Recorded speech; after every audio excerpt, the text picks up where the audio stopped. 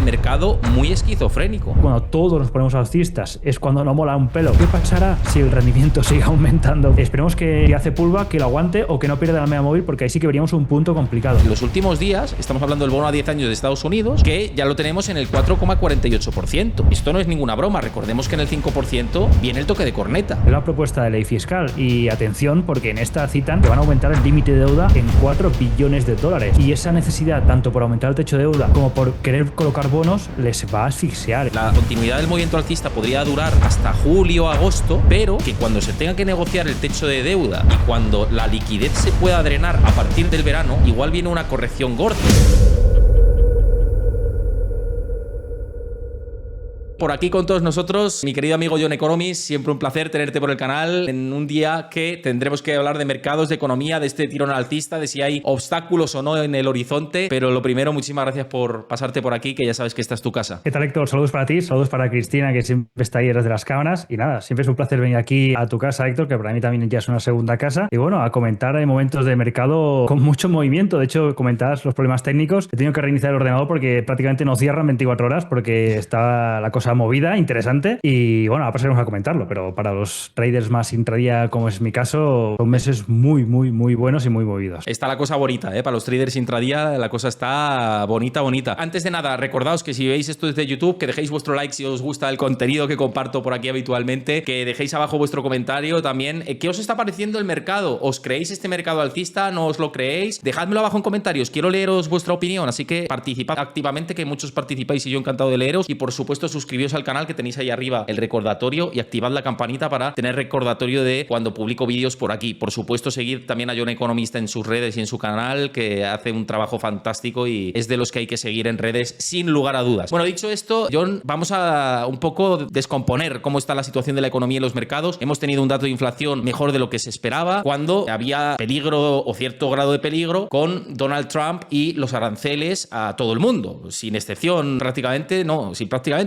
aranceles a todo el mundo. Y aún así, estos vientos de aceleración en la inflación no se están viendo. Y por otro lado, se está observando que el crecimiento económico y algunos datos adelantados también mantienen cierta estabilidad. No sé si esto te sorprende, si hay excesiva complacencia porque puede venir algo peor a futuro. ¿Cuál es tu opinión y sensación de lo que estamos viviendo? Bueno, lo que comentábamos antes de empezar el directo, de que quizás este dato de inflación aún no acaba de reflejar bien el impacto a nivel de aranceles, y el determinante será el del mes que viene. Pero bueno, ha salido un dato, quien seguro está mirando con bastante lupa es la Fed, que es la primera que a través de Powell ya manifestó que están muy pendientes de ver cómo evoluciona el impacto de estos aranceles desconocidos. De hecho, es quizás el que habla cuando habla Powell, que habla con algo más de cordura, decir, no sé lo que va a pasar, desconozco la previsión que vamos a hacer, porque tampoco sabemos bien realmente hasta qué punto quiere llevar estas negociaciones Donald Trump y por la otra parte todos los socios. Entonces ya sorprendió gratamente los primeros comunicados de este fin de semana con China, que realmente se esperaban que fuera algo más difícil, y eso deja entrever que quizás esas reuniones empezaron antes de tiempo. Pero bueno, de momento parece que el impacto, que es lo que está descontando el mercado a favor alcista, que se esperaba de arranque unas negociaciones más duras. Sí que es verdad que con los socios que más peso tiene, que es que con México, Canadá, Europa, los que aún tiene bastante abiertas las negociaciones, y con el cuarto en discordia, que era China, a nivel de porcentaje de importación y exportación, es con el que quizás ha acelerado o adelantado más. El mercado pensaba que quizás de los cuatro era el que más problemas tenía, pero que realmente lo que quizás el mercado no tiene tan presente es que los que tienen más peso es México, Canadá y Europa. Entonces yo creo que ahí sí que veríamos realmente si los aranceles van a tener mayor o menor impacto según cómo negocio con estos tres. Pero de momento lo que está descontando el mercado es, bueno, la inflación más o menos con este IPC está en esa línea de que, bueno, vamos bajando poquito a poquito, pero no hay de momento nada alarmante, el empleo sigue aguantando, la economía sigue aguantando, ya se habla de que seguramente el siguiente PIB sea positivo, los ISM son buenos. Bueno, el mercado dice, si lo único que nos crea este torbellino es la incertidumbre arancelaria, más o menos parece que ha rebajado mucho la tensión principal, bueno, no descartemos que tengamos un mercado rondando los 6.000 puntos a la espera de más catalizadores, con más comunicados, más pactos, más reuniones, y sobre todo con estos tres socios principales. Es que mira cómo está el mercado, que está en modo frenesí total, quebrando la media móvil de 200 sesiones ya. Si esto lo consolida, sale del cruce de la muerte y sale con mucha fuerza. Lo hemos visto en otros activos, como si escapa en esa dirección, máximos históricos seguro, claro, pero hay que vigilar los próximos días y ver hacia dónde nos dirigimos, porque es verdad que a mí me invita a la reflexión, te lo decía antes de conectar y estar hablando fuera de micros, comentábamos, hay tantos factores alcistas que a mí me llevan a también creerme esa tesis, que a su vez me invitan a pensar la teoría contraria, es decir, ¿de verdad estamos mejor que el día 2 de abril o estamos peor? Porque recordemos que tenemos unos niveles de aranceles superiores al Liberation Day, y esto yo creo que el mercado en parte puede volverse loco, puede ir a 7.000 puntos el SP500 y ponerse más caro que nunca, y entonces a poco que aparezca un catalizador negativo, se viene otra vez todo abajo con fuerza y estamos otra vez hablando del negativismo. Está el mercado muy esquizofrénico. Sí, se está celebrando que hay una desescalada rápida y agresiva de las amenazas iniciales, pero ese suelo, esos primeros pactos, acuerdos, siguen siendo bastante más altos que lo que había inicialmente. O sea, por ejemplo, en el caso de este fin de semana, no había pasado ni 2 días, que ya es un tiempo muy breve para realmente ver un acuerdo sólido, definitivo, como para que empuje estos mercados arriba. Lo que comentábamos antes, que eso quizás da pistas de que posiblemente hubieran iniciado antes las conversaciones. Y yo creo que si realmente tengo que dar mi punto de opinión es que estamos ante un acto firme de que hay intenciones de poner solución a esta guerra comercial, pero esto de momento más bien parece un paso hacia un entendimiento, o que ambas partes acuerdan mantener el diálogo para entonces sí trabajar sobre una base común que puede durar tiempo. Y como gesto de buena voluntad, pues mientras avanzan estas conversaciones, que pueden durar meses o un año y algo como duró en 2018, pues de mientras se van comprometiendo a reducir aranceles a unos niveles por lo menos más asumibles o más comestibles para la industria, porque estaban en auténtico bloqueo. Habían barcos dando vueltas por el mar porque no sabían qué hacer, las fábricas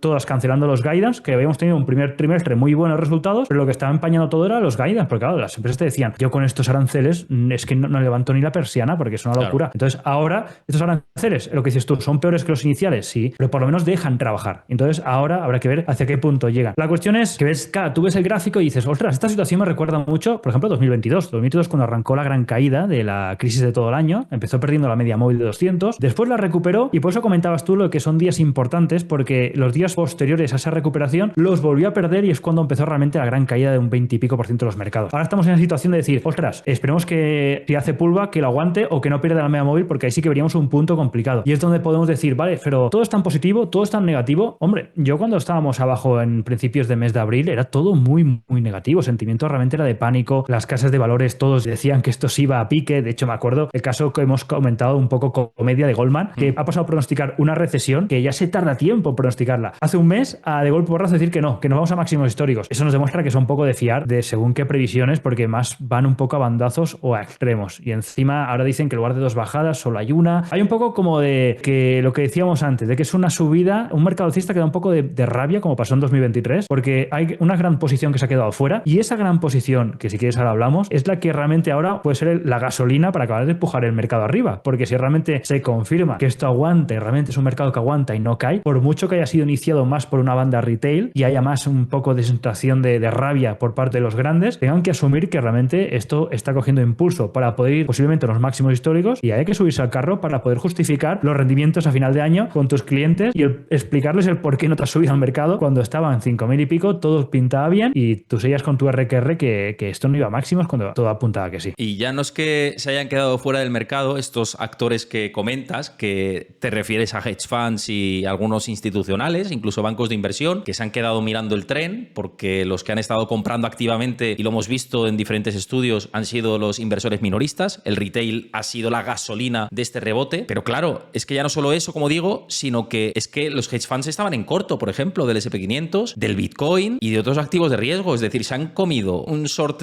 squeeze importante, que por eso también hay parte de entidad de este rebote, porque ahora sí que muchos hedge funds están entrando para cubrirse ante la potencial pérdida que estaban teniendo, y de ahí el movimiento tan sumamente alcista de ayer y la continuidad en el movimiento de hoy. Había mucho interés corto, y a ver si eso se frena y se diluye un poquito, pues digeriremos un poco mejor la situación. Correcto, es que lo comentas tú, el lunes este lunes, o sea, ayer, se produjo el segundo mayor short squeeze de todo el año. Es que el viaje fue fuerte, o sea, que realmente ha destrozado muchas posiciones que habían construido en contra. Y es eso, y es una fuerza que no podemos subestimar, porque la posición de los operadores que actualmente son grandes y no están a mercado sigue siendo baja. Hay gestoras, fondos de cobertura que tienen posición a mercado ahora mismo mínimos históricos, para que tengamos en cuenta el posible potencial aún de entrada y de subida que pueden quedar. Si estos participantes toman posición, podemos ver un empuje consolidado y contundente fuerte. Ahora mismo, los niveles que está ahora el SP500, mientras esté por estos niveles, los CTAs siguen comprando, ya son compradores oficialmente. Las recompras de acciones van en aumento, ya están prácticamente en un 80% de las compañías que están recomprando y anunciando recompras, como el caso de J de la China, o hay varias que hoy mismo han anunciado miles de millones en recompra de acciones. Y encima, los pocos fondos bajistas que quedaban son los que se han reventado en este short squeeze y están capitulando. Es verdad que lo que dices tú, cuando todos nos ponemos alcistas, es cuando no mola un pelo, que es lo que pasaba al contrario, los mínimos, cuando todos estaban bajistas y había poca gente comprando, pero ahora, claro, cuando todo sopla a favor y vemos que también hay un cambio de narrativa por parte de la administración de Donald Trump, donde filtran mucho los comentarios y desde hace ya varias semanas que solo filtran cosas positivas para intentar sostener, bien, sopla bien. Pero ¿qué pasará si el rendimiento sigue aumentando? Porque ahora hablaremos un poco, Ahora pero vamos están a en esto. 4,50 a 10 años. Ojo con ese tema, que puede ser el palo en la rueda. Nadie está hablando del factor de que el inversor más profesionalizado, que es el institucional, está ahora mismo en el mercado de bonos vendiendo más bonos que comprando. ¿Qué es lo que está viendo? Porque vamos a compartirlo por aquí directamente. Como veis, este es un factor de riesgo muy claro. Y es que el bono no para de subir desde los últimos días. Estamos hablando del bono a 10 años de Estados Unidos, que ya lo tenemos en el 4,48%. Esto no es ninguna broma. Recordemos que en el 5% viene el toque de corneta. O sea que esto es algo que la administración Trump tiene que vigilar muy de cerca. Sí, y en parte atacaron esa figura de la renta variable. Lo que hizo Donald Trump cuando llegó es que cuando entró dijo, ostras, tenemos un indicador que se llama el Equity Risk Premium, que decía que, ostras, ahora mismo era mucho más atractivo invertir en renta variable que no en renta fija. Entonces ellos dirían, hay que intentar pegar el palo a la renta variable para hacer atractivos nuestros bonos porque hay que recolocar mucha deuda porque hay que refinanciarla. De hecho, ayer lunes los republicanos publicaron el Fiscal Bill, que es el documento que tiene centenares de páginas, que es la propuesta de ley fiscal. Y atención, porque en esta citan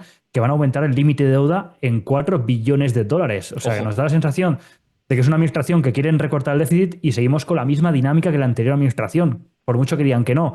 Y esa necesidad, tanto por aumentar el techo de deuda como por querer colocar bonos, les va a asfixiar. Entonces veremos cómo gestionan el hecho de que a base de presión y a base de movimientos no consiguen colocar esa deuda. Y yo sigo pensando lo mismo y lo hemos comentado aquí en anteriores visitas aquí en el canal, de que yo creo que realmente la tapadera de estos aranceles es intentar presionar a ciertos países a que sigan comprando o aumenten la compra de deuda por parte de Estados Unidos vía ciertas presiones o vía ciertas concesiones, porque es el problema gordo que realmente tienen ahora mismo, que es cómo van a refinanciar a este tipo, porque la pelota se hace grande y llega a un punto que llega a ser peligrosa. Yo creo que realmente el objetivo de estos aranceles de cara al exterior es uno, pero de cara al interior es intentar ver cómo consigo que tú, vía amenaza, vía acuerdos, vía lo que sea necesario, compres mi deuda. Pues si eso ha sido así, la verdad es que les ha salido la cosa mal. O sea, si eso ha sido así, ¿para qué montas este circo? Porque no están comprando bonos. Mira, vamos a verlo en el gráfico directamente para que la gente pueda verlo, ¿no? Si las intenciones son esto que comentas, el Liberation Day llamado por Donald Trump fue aquí, en este punto de aquí del gráfico, ¿vale? O sea, ahora estamos en un momento, mirad la comparativa, ¿no? Del momento de aquí y ahora estamos aquí. O sea que si esa ha sido la jugada de póker, que tanto que te gustan las cartas y el póker, no llevaban un full, llevaban un farol, pero tremendo, ¿no? Si este es el objetivo, por lo menos de momento, ¿no? Trump iba con su 7-2 off ahí en preflop y metió un all-in y se lo pagaron. Y ese es el problema. No, pero yo creo que realmente ese es el problema que tienen. Y yo creo que lo empezó haciéndolo bien, pero yo creo que se pasaron de frenada. Esa tablilla acabó de asustar más que otra cosa. Yo creo que la versión inicial era buena intencionada y a lo mejor, a ver, que yo lo que digo siempre, yo me equivoco mucho y no tengo la información completa. A lo mejor hay un movimiento aún que falta por venir. Pero sí que es verdad que si tu intención es rebajar esa presión, yo creo que llegó a tensionarla tanto que la disparó y lo que fue al principio una protección en renta fija acabó desembocando en una desconfianza en la renta fija y eso provocó una salida en masa. Y es lo que vivimos con la recuperación prácticamente nube desde los mínimos del mes de abril que sufrió el bono, que se fue mucho, sobre todo, rotación renta fija, renta variable, cuando veías que la renta variable estaba cayendo un 20 y pico % y habían acciones de compañías que decían, ostras, esto es por valoración, vale mucho más, ¿qué hace cayendo de esta manera? Y era por un riesgo sistémico, un riesgo global, entonces no era por algo que la compañía. Yo creo que la misma rotación que tú querías hacer, que era que la renta variable fuera menos atractiva para rotar a renta fija, provocó justo lo contrario. Entonces yo creo que ahora son conscientes de eso, han destensado bastante con el anuncio de la tregua de 90 días, con este acercamiento tan rápido, curioso, con China. Y yo creo que ahora que estará pactando con sus socios directos, que son realmente los que le compran. Hoy Scott Bessent anunciaba buenas primeras intenciones por parte de Japón. Yo creo que Japón, México, Canadá y un poco este círculo con China, ahí deben colocar la deuda. Yo creo que estará en camino, pero como se despisten es que se les plantan en el 4,50 y están en el punto de salida, o lo que dices tú, o peor. Sí.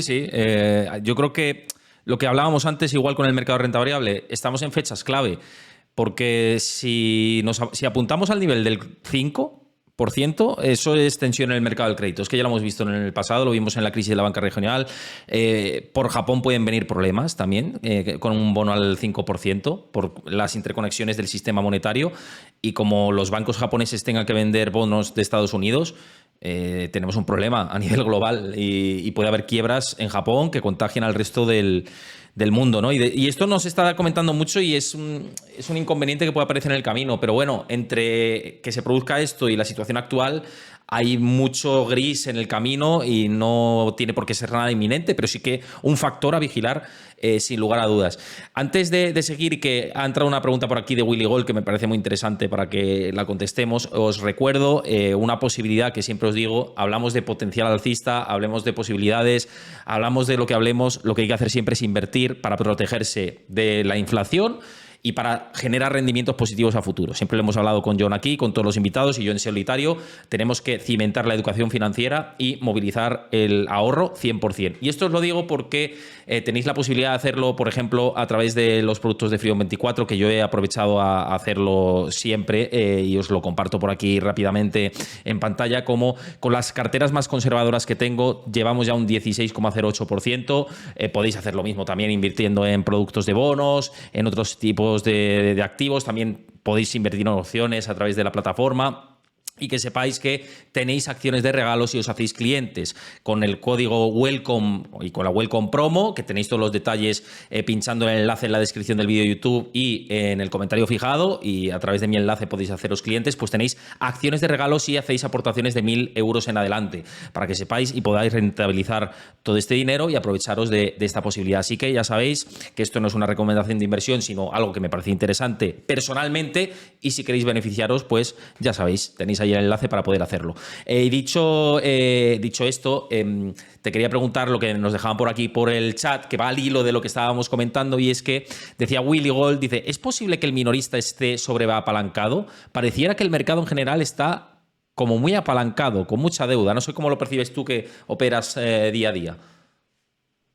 A ver, con deuda no lo sé. Sí que es verdad que lo que te comentaba antes, estos 3 primeros meses del año, a nivel intradía, las volatilidades y los movimientos que se han vivido, para operadores intradía esto es muy bueno. O sea, realmente hemos visto movimientos muy locos y sobre todo en direcciones constantes. O sea, realmente cuando abrían los mercados habían acciones small caps muy pequeñas que volaban en dirección o alcista o bajista y sostenían esos movimientos. Eso ya es una señal de que realmente el flujo de volumen o la intencionalidad es constante, no es algo esporádico.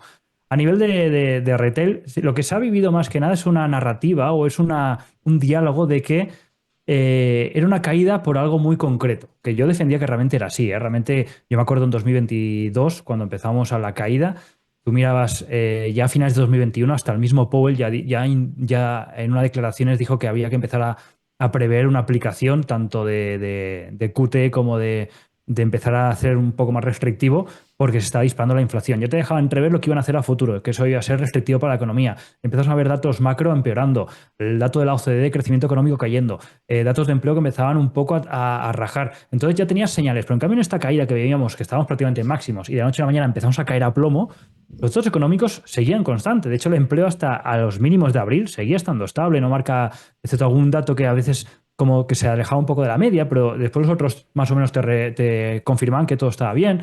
Lo vimos con el primer dato de PIB, que asustó un poco, pero después ya la previsión es que es por un dato muy puntual de balanza comercial. Después veíamos los ISM la semana pasada. O sea que realmente la economía no estaba para caer de esta manera, para algo muy concreto.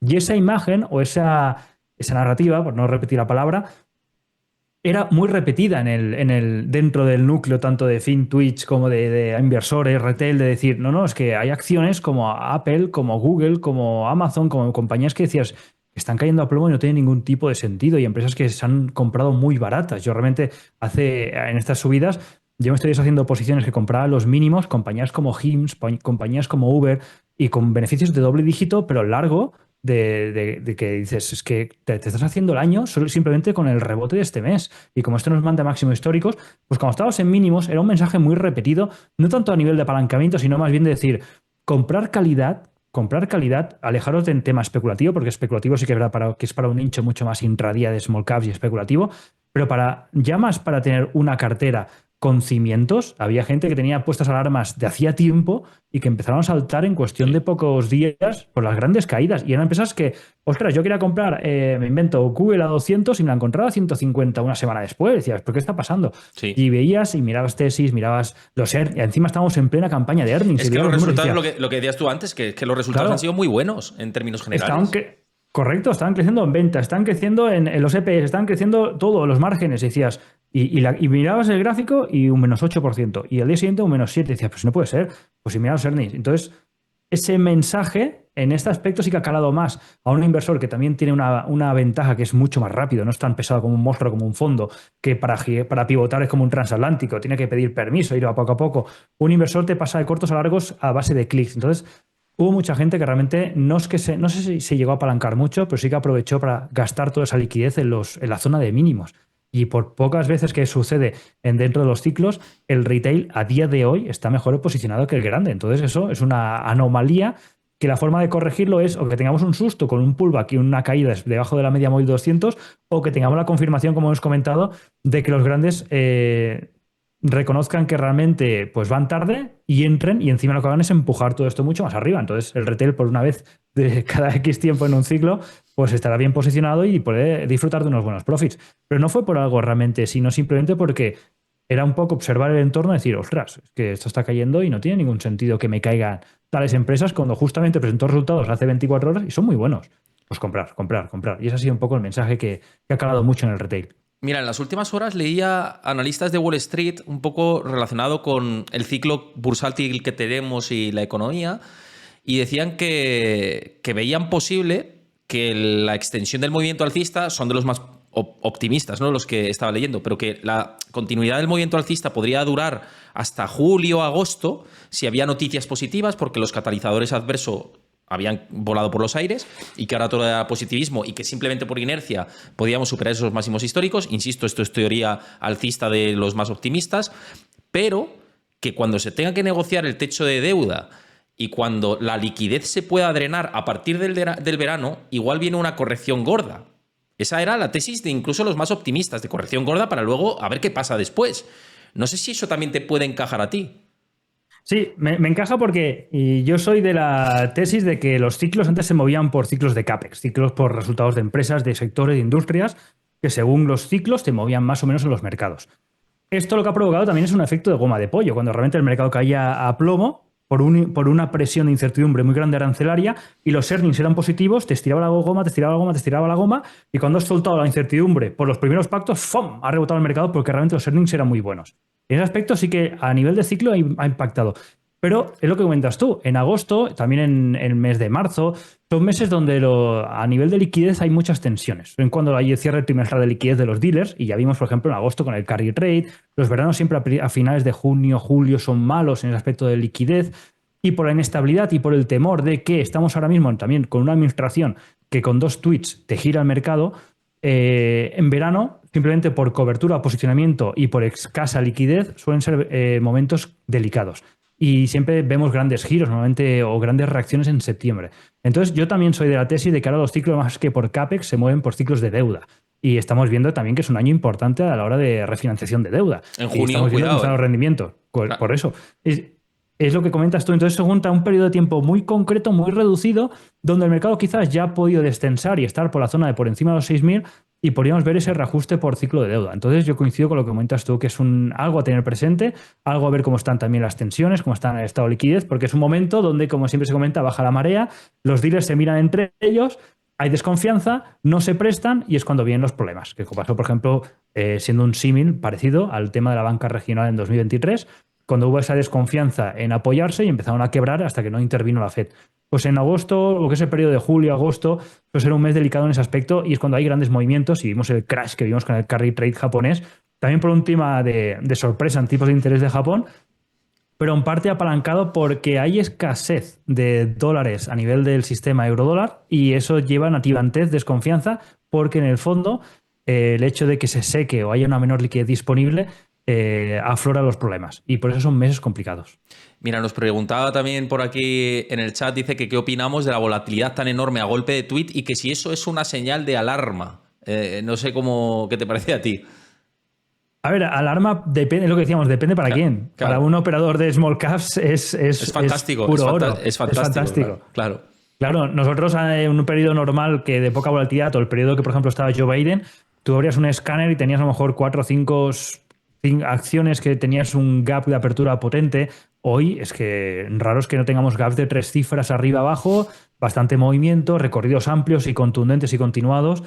Para nosotros, cruza dedos de que esta situación continuara. Claro, cuando esto te lo llevas a una cartera de medio plazo de alguien que va un poco más enfocado a ciclo, a operaciones de meses y año, pues quizás no le hace tanta gracia estos movimientos. Claro, efectivamente, es que depende del perfil, ¿eh? Y depende de con quién estés hablando. O sea, estoy de acuerdo contigo, 100%. Y nos decían también por aquí que el sector healthcare, que como lo vemos, que está cayendo a plomo, también yo creo que está afectado por los anuncios de Trump de extender el precio de los medicamentos y las políticas que están detrás de todo esto. Ha metido incertidumbre en ese sector, pero oye, a tanto descuento, vamos a ver, ¿eh? Que igual puede pasar lo mismo que con el resto del mercado.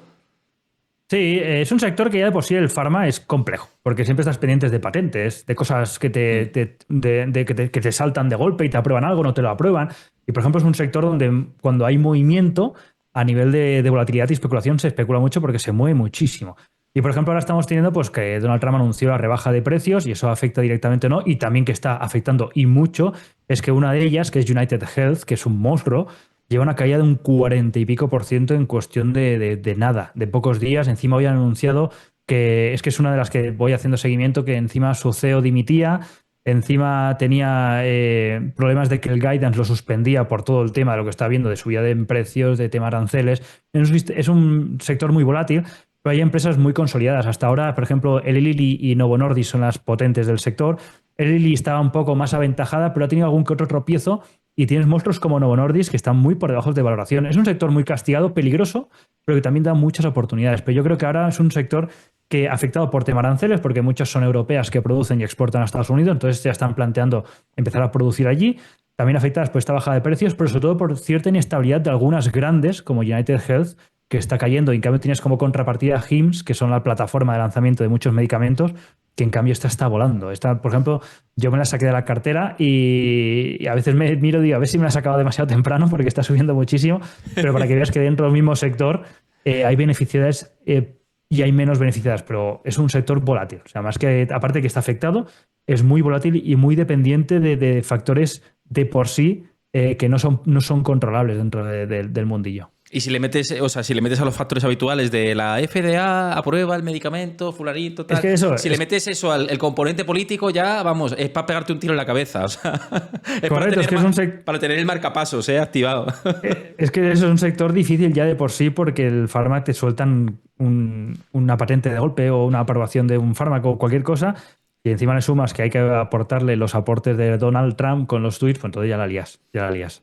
Sí. Oye, dentro del termómetro de riesgo, y tú lo sigues bastante, antes de cerrar el programa, que hoy lo vamos a hacer más cortito, te quería preguntar por el cripto, ¿no? Porque hay muchos analistas alcistas que están diciendo, es que el sector cripto está siendo como de indicador adelantado. Y luego también yo comparaba la M2, perdón, la masa monetaria global, el agregado monetario por excelencia, como suele anticipar siempre también movimientos antes que Bitcoin y por un poco correlación, indicaba que podía llegar a $150.000 antes del verano. O sea, una locura por cómo se ha expandido. No sé si esto también lo ves interesante, teniendo en cuenta que, fíjate, el gráfico, cómo ha entrado una cantidad de dinero en ETFs de cripto en la media semanal, que es lo más alto en los últimos 3 meses. O sea, que se está viendo ahí también un apetito importante en el entorno cripto.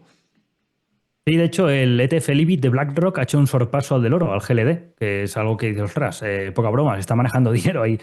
Es verdad que Bitcoin, como suele ser un proxy de la liquidez y suele ser un Nasdaq por 2, también muchas veces adelanta movimientos. Y Bitcoin empezó a reventar arriba con fuerte movimiento antes de que el mercado empezara a hacer la V y a tirar con fuerza. Es sumado que, por ejemplo, si miras los balances de los principales bancos centrales de Europa, Estados Unidos, China, Japón, a principios de enero, a finales de febrero, empezaron a remontar y a empujar con fuerza, a insertar sobre todo activos y liquidez al sistema. Eso suele tardar unos 3 meses más o menos de demora en impactar.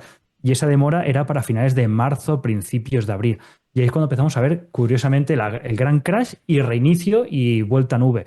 Y Bitcoin, lo que decíamos, en verdad el otro día hablábamos contigo, Héctor, de que decir, ostras, qué curioso que cuando Bitcoin tira tan petardazo arriba, yo de hecho lo comenté en mi canal, digo, no sé si va a pasar, digo, pero normalmente cuando Bitcoin hace estas reacciones tan violentas, adelanta, igual como también adelanta caídas, también adelanta rebotes con fuerza y estamos viendo ahora unas fuertes subidas de los índices en general, fuertes recuperaciones, superaciones de puntos clave como soportes, como medias móviles de 200.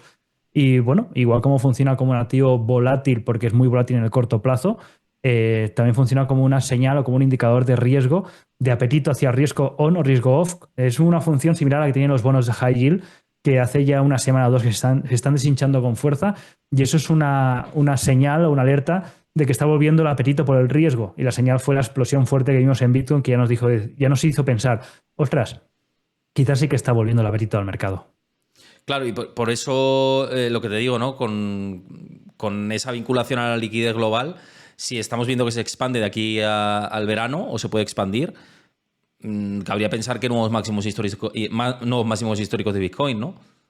Sí, sí, es muy posible. De hecho, está ahí tonteando, está a 6.000 puntos de máximo históricos. Es muy posible que realmente cualquier otro. Normalmente los domingos tarde-noche suele tener movimientos fuertes, pero se ve muy cercano o se da muy por hecho ya que Bitcoin consiga máximos. Y si se va a máximos, será un indicador más de que el empuje seguramente al mercado tradicional podamos ver un trasvase. Igual como vimos de bonos a renta fija, también podemos ver cierto riesgo junto con las altcoins, con Ethereum, con Bitcoin también hacia sectores también o acciones que están muy castigadas. Entonces vemos también cierta rotación que normalmente es a la inversa, pero también vemos cierta rotación a activos de riesgo.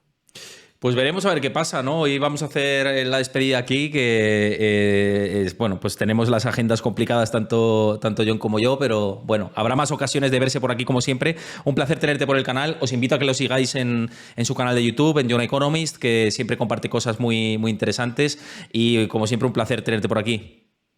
Nada, el placer es mío, Héctor. Siempre estoy aquí encantado en tu canal y a darle caña al mercado porque te despistas un día y te cambian los papeles por completo. Eso es, esto es, como he dicho antes, esquizofrénico total. Así que tenemos que seguir informando de absolutamente todo. Lo he dicho, si os ha gustado el vídeo, dejad vuestro like si estáis en YouTube, vuestro comentario y suscribiros al canal. Y bueno, pues para invertir y estas acciones de regalo que podéis tener en función a las aportaciones que hagáis a través de Freedom24, que sepáis que tenéis el enlace ahí en la descripción del vídeo y en el comentario fijado también. Y que os lo pasan por el chat a los que estéis en directo para que os aprovechéis de todo esto que, insisto, pues vamos a sacar la sonrisa dentro de la especulación que se ha activado. Lo dicho, muchísimas gracias a todos. Nos vemos mañana a las 5 de la tarde hora española, que estaremos con Robert Sanz, que siempre pues, es un placer contar con él, de Crean. Y lo dicho, que descanséis y que paséis buena tarde a todos. Un abrazo a todos. Chao.